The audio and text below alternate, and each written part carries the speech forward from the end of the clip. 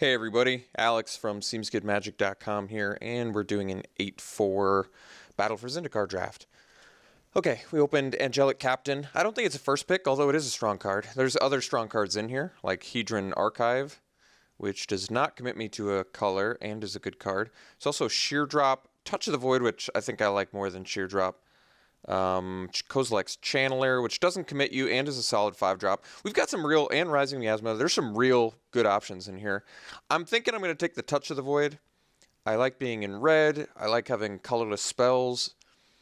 Touch of the Void's a great one since it can both kill a creature and kill your opponent.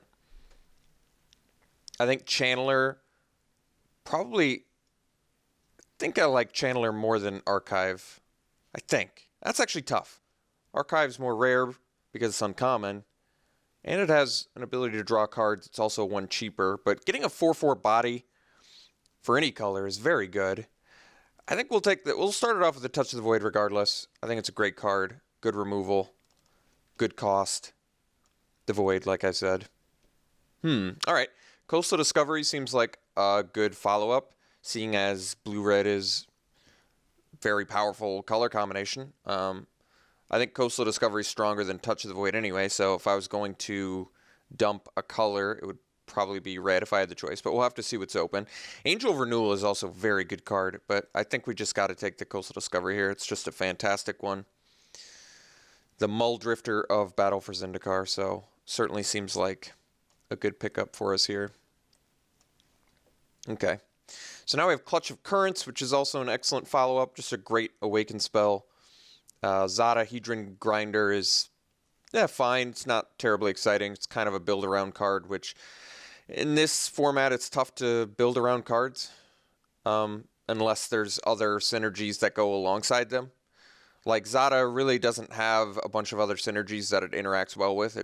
It is an ally, so it interacts with allies, but it motivates you to want to run a bunch of combat tricks. And not even any combat tricks that specifically, buff your guys for the most part. So, like Sure Strike and Tandem Tactics would be some. No, targets only. So I guess Tandem Tactics could still work with Zada. You would just up to one target, which is Zada, and then, regardless, I'm getting off on a tangent here. We're going to take Clutch of Currents very happily. I love being in blue, as you well know, in this format. Alright, well, there's Ghostly Sentinel. There's also Vestige of Emrakul. I like Vestige. Ulamog's Despoiler, which I don't think is that great. I like Vestige more. I'd rather pay less and get a Trampler. I would like to commit to red. Could take the Sentinel, start maybe working towards blue-white, which might be open. But I'll pretty happily take a Vestige here. No problems there. I mean, I'm not thrilled about it, but Vestige is totally playable, and 3/4s in this format are very good. So there's also a Transgress the Mind, which I think is good, but we're going to take Vestige. Okay. All right. Got some options here. We have Tunneling Geopede. We have Spawning Bed, Kozilek Sentinel, and Incubator Drone, all of which are very good playable cards. I probably want the Drone more than the Sentinel. I do like Sentinel. It's a 2-drop as well. But they both go in the same deck, and I think Drone I gave a slight edge to, just getting multiple bodies as well as being able to ramp. Going turn 4 Incubator Drone to turn 5 Coastal Discovery with Awaken is very strong.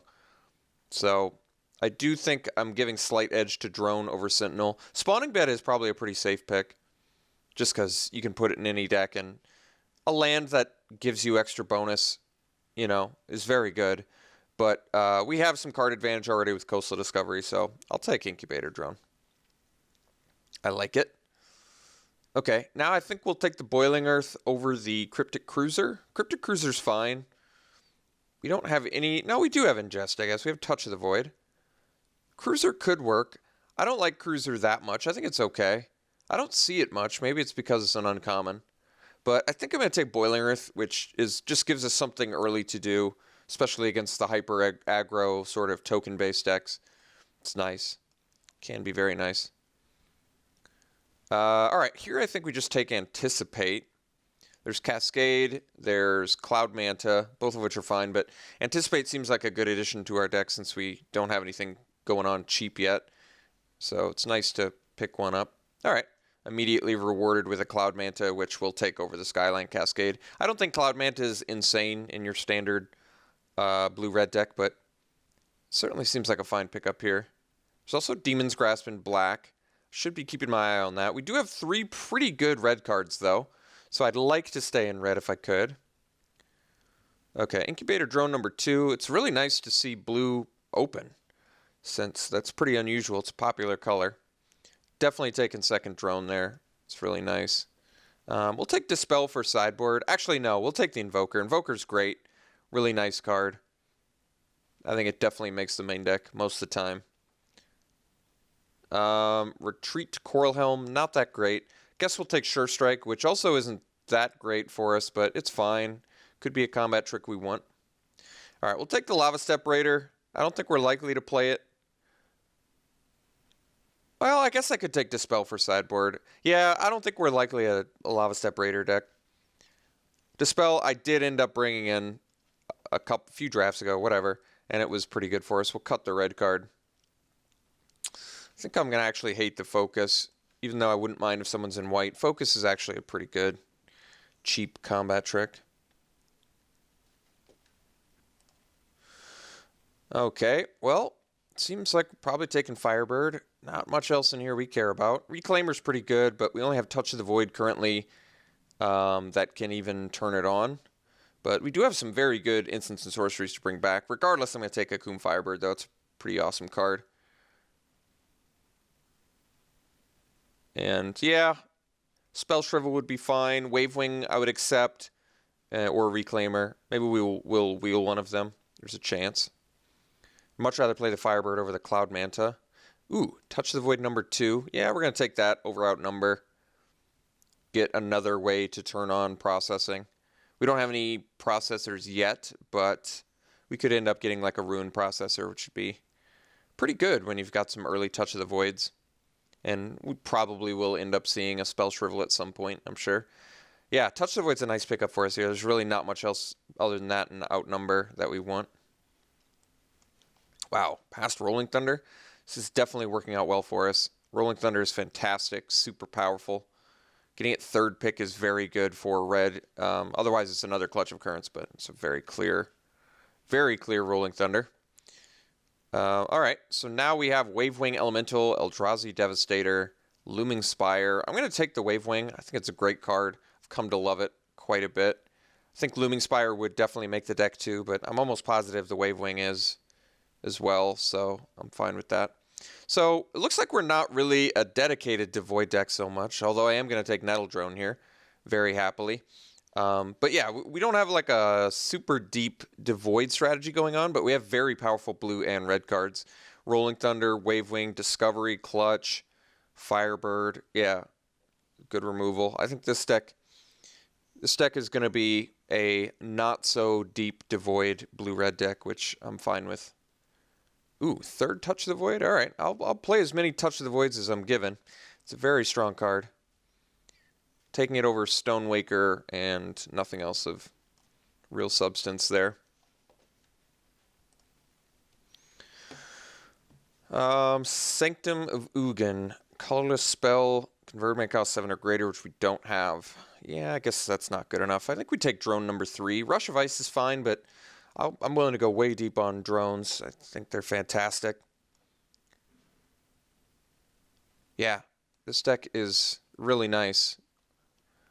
Okay, Anticipate number 2 or McKindy Slide Runner. I think Slide Runner is actually fine. I don't think we need a second Anticipate most of the time. And Slide Runner, like I said, yeah, it's perfectly fine. Trades early or can attack well. And we are definitely in need of early game. Sure Strike number 2 versus Wavewing Elemental. Honestly, I think we're more likely to play a second Wavewing than we are a second Sure Strike. It's also Slab Hammer. We don't really have the utility lands to support that. But like I said, I'm perfectly fine taking Wavewing. So we almost have like a blue-red sort of evasion thing going on. None of these cards matter. I guess I'll take the Drone. I don't think we're going to play it. I'll set it in the sideboard for now. Scour I'll take for sideboard. It's a nice sideboard card to have. I don't think we'll main deck it though. Remember, we do have the Boiling Earth, so even though it looks like we're lacking some early game, I think Boiling Earth will help. All right, we'll I guess hate a Blighted Fen. I don't need a Spectrum or a Warpaint. Cascade, definitely taking that. Very nice. Definitely going to make the deck. All right, now we'll cut the Spectrum. So we're 2 cards away from a deck. We have an entire pack left to go. This deck already looks fantastic. So things I'm thinking about cutting at this point. I mean, probably not going to end up with double Wave Wing, but we have that option at our disposal. Probably not going to end up with Sure Strike. Just doesn't seem like a deck that's going to need it. It does pair very well with Slide Runner because of the trample. And I guess the Vestige for that same reason. But probably unnecessary. I don't think we're going to need it. Sire of Stagnation. That's a good one. I think we probably want the Sky Spawner unless Sire's worth like a boatload of money, which I doubt it is. I don't think Sire of Stagnation is likely worth much of anything. Even if it's mythic. Yeah. 25 cents. So we're going to go Sky Spawner, which is phenomenally powerful, fits our deck perfectly. Certainly adds to the power level of our deck significantly. Just an all-around excellent pickup for us. I do think Sire of Stagnation is a very strong card, but I don't see why we need to put a 3rd color in here when we clearly are going to have enough playables in 2 color. All right, Nettle Drone number 2. It's just pretty clear pickup. At this point, we're actually getting to the point where we have a pretty nice Devoid strategy. We weren't even really pursuing it that vehemently, but it's just sort of coming together. So I like it. I like it. Not really passing much in here. I mean, Blighted Gorge would make the deck, but I'd still rather have a Nettle Drone for sure. Nettle Drone is fantastic. Ooh. Are we good enough for Molten Nursery? Actually, there's an Ugin's Insight. Let me do a quick count here. We've got 1, 2, 3, 4, 5, 6, 7, 8, 9, 10. Wow. We do have 10. I think there's a chance Molten Nursery wheels, though. And Ugin's Insight is just absurdly strong. It fits our curve too well to pass here. I do think this deck is good enough to run Molten Nursery, but I'd rather just have an Insight. And at this point, Sure Strike can get the boot. Yeah, I mean, Ugin's Insight is so strong. And like I said, there's a chance Molten Nursery wheels. Red and blue cards have sort of been wheeling this whole draft, and it's not a super powerful or popular card unless you're pretty dedicated. Pretty dedicated to Void. But Ugin's Insight is just super good for us. Our draw cards are just great. So now it's Pathway Arrows sideboard versus Oracle of Dust versus Rush of Ice. We have like 16 creatures if you include all our Awaken spells, which I will. I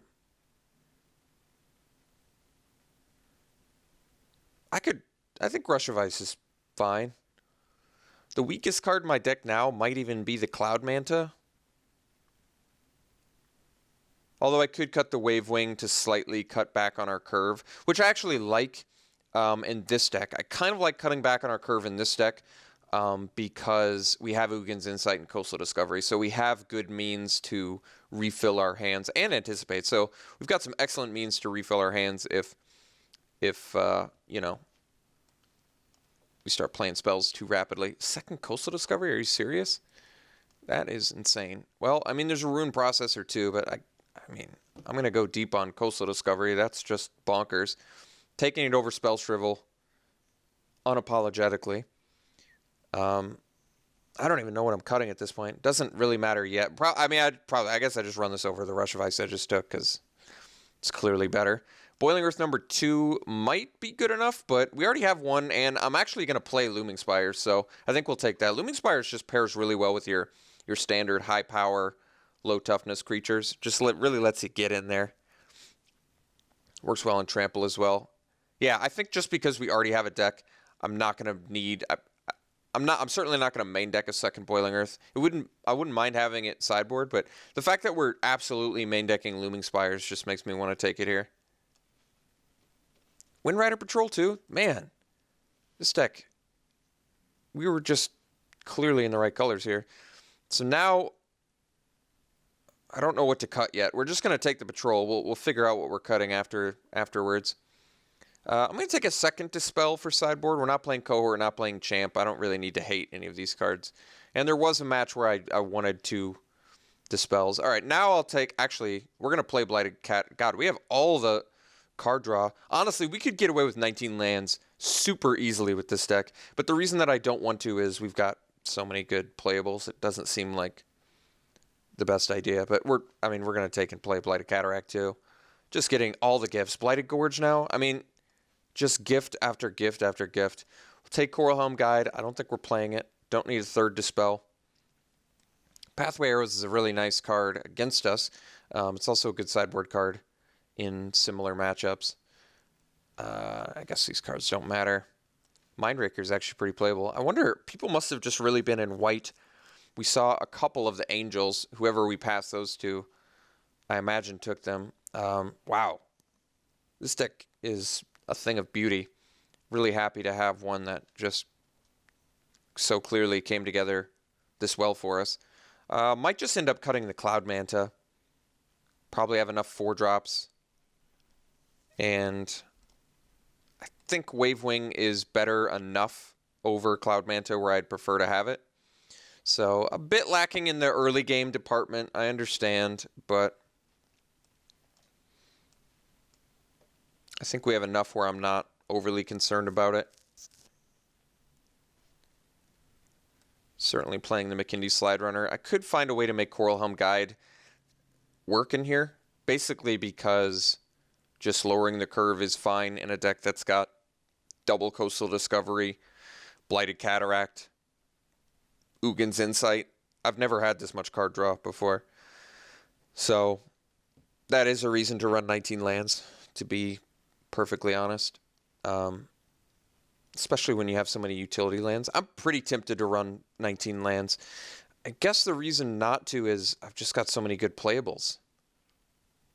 Like, I would have to cut a good playable to play 19 lands. I think just we'll cut Cloud Manta. It just seems unnecessary in here. Windrider Patrol, and I think Wavewing are better. Do I want to... I'm honestly considering 19 lands. I don't think it's far-fetched at all in a deck that has this much card draw as well as this many utility lands. I don't think it's a problem.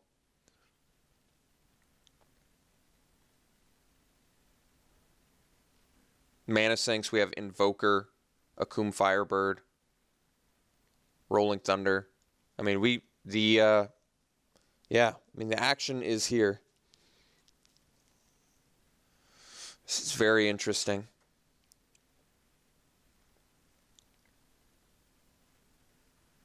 Our curve really doesn't demand 19 lands. I think that's another reason not to do it. And this just looks so nice. I mean, this just, even if you put the Boiling Earth over here, we look fine. All right, I think I'm running it like this. I could see an argument for 19 lands. I've just got so many good playables, it seems completely unnecessary. So playing the Gorge, playing the Cataract. I guess we have some double red, double blue, so we're going to do a completely even split here, which means 7 and 7, which they also say. So, yeah, I'm rating this deck extremely high. I think it's just a phenomenally powerful looking deck. It's a ton of powerful spells, plenty of mythics and rares. I guess not plenty, but enough. Powerhouse uncommons. This deck is super strong. I'd probably rate this deck, I want to say 9 out of 10. I might give this deck straight up 9 out of 10. I really do think it's that good. So, actually, you know what? I'm gonna drop that down to 8. I think we're missing just enough early game where that could become a problem. So I'll give this deck. How about we meet in the middle? I'll give this deck 8.5 out of 10, which is still extremely high. Probably one of the better decks I've drafted in this format in terms of overall power level. I guess removal. It's not like we're removal light, but a little more removal specific. Triple Touch of the Void, a bounce spell, a Boiling Earth, and a Rolling Thunder. So we don't have any like hard removal exactly, but this deck is 8.5 out of 10. And I think that's a conservative figure, if anything. So really liking the way this looks. We'll play it like this and see you round 1.